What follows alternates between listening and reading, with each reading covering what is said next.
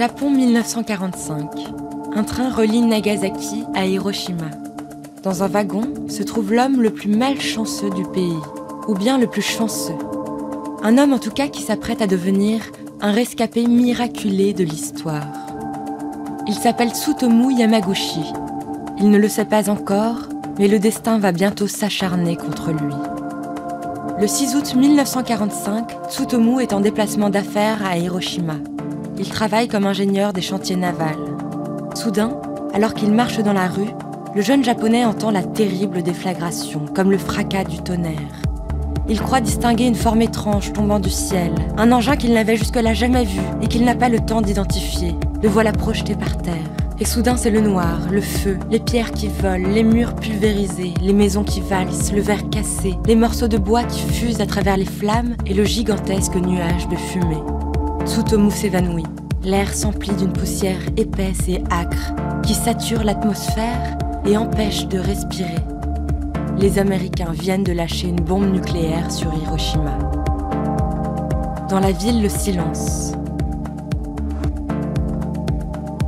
Tsutomu n'entend plus rien, il ne distingue plus rien, il ne sait plus où il est.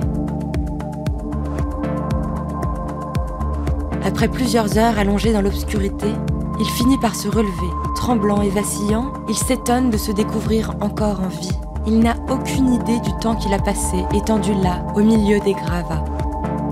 Ses oreilles bourdonnent, il tente de bouger les bras, les jambes, de sentir son corps.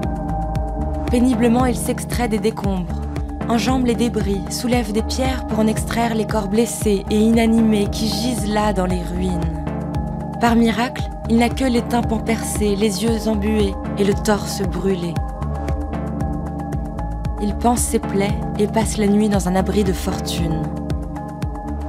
Le lendemain, traumatisé par le choc, il s'empresse de fuir la scène d'apocalypse, fuir le désastre, quitter la ville détruite pour rentrer chez lui, à 300 km de là, au sud-ouest d'Hiroshima, à Nagasaki.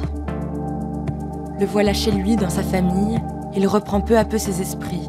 Le corps encore meurtri, Tsutomu raconte à ses proches la scène d'horreur qu'il a vécue. Cet atroce cauchemar auquel il a miraculeusement survécu. 2 jours plus tard, il reprend le travail. Les mains encore tremblantes, il dessine des plans, signe des contrats et se remet doucement d'aplomb. 9 août 1945, il est 11h du matin. Tsutomu croit délirer lorsque l'histoire se répète. À Nagasaki tombe une deuxième bombe. De nouveau, la terre se met à trembler, le sol à vaciller. De nouveau, les morts s'accumulent autour de Tsutomu. Les corps valsent, les immeubles s'enflamment. De nouveau, le néant. Et le silence morbide et terrifiant après l'explosion.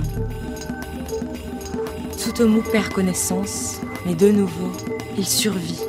Le choc est tel qu'il se mure dans le silence. Dans les jours, les semaines, les mois qui suivent, il ne prononce plus un mot. Sa femme et ses enfants sont traumatisés et irradiés. Chaque soir, Tsutomu revit le drame terrible.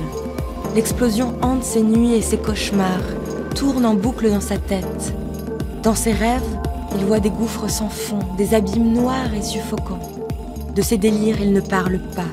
Ce traumatisme, il refuse de l'évoquer. Pendant plus de 50 ans, Tsutomu vit reclus dans le silence. Un silence qui finit par lui peser. En 2005, un demi-siècle a passé.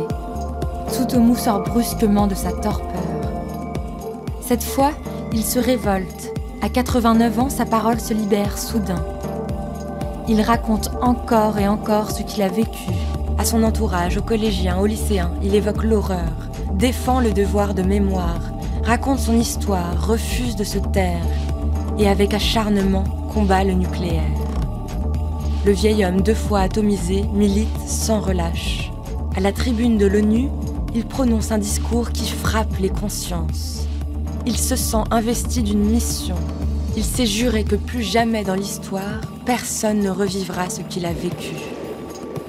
Le 4 janvier 2010, Tsutomu s'éteint, victime d'un cancer de l'estomac. Quelques jours plus tôt, il avait affirmé, joyeux et soulagé, « Ma mission est terminée ».